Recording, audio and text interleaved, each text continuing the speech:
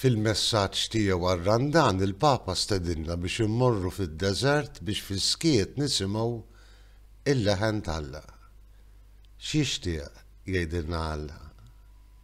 Insellmilkom u nistedinkom għal 172 riflessjoni 3 minuti mal-Patri.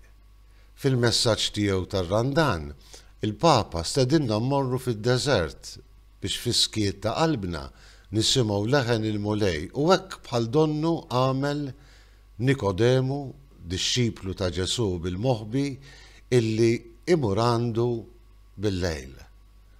U fis-sikta tal-lejl Nikodemu jisma' dak il-kliem trement ta' Sidna Ġesu Kristu, illi jħabbar il-ġmiel il-qawwa tal-imħabba tal-Alla għad-dinja, għax Alla hekk ħabb lid-dinja li ta' lill-ibnu biex hija issalva.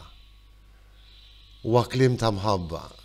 Ġesu jfakkarna li Alla jagħmel minn kollox biex iħobb lill-bniedem u l-imħabba tiegħu tasal fil-milja tagħha fl-għotja tal-iben il-waħdini.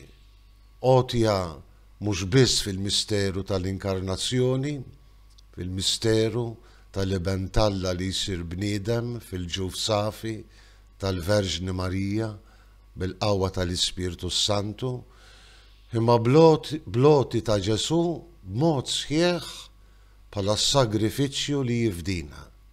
Ekku, il-ġrajja tal-passjoni, tal-mewt, imma wkoll tal-qawmien ta' Ġesu minn bejn l-imwiet.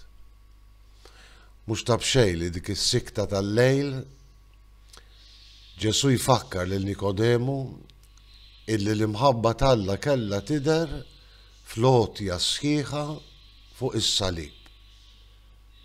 Ġesu jgħid lil Nikodemu u jgħid lilna wkoll illum kif Mosè refa' s-serb fid-deżert hekk jeħtieġ li jkun merfuħ bejn il-bniedem biex kull min jemmen fih isalva. Aħna nħejju ruħna għaċ-ċelebrazzjoni sbieħ tal-ġimgħa mqazza. Il-missiera tikellimna fis-sikta tal-qalb tagħna. U qed ifakkarna li biex nagħmlu esperjenza tal-imħabba tiegħu irridu nħarsu lejn l-iben tal-Alla molli, lejn is-salib ta' Ġesu Kristu. Ejjew nilqgħu dill-imħabba u fis-skiet nilqgħu is-salib ta' Ġesu u fih induqu l-ikbar u l-isbaħ esperjenza tal-imħabba tal-Alla għall-bnedmin.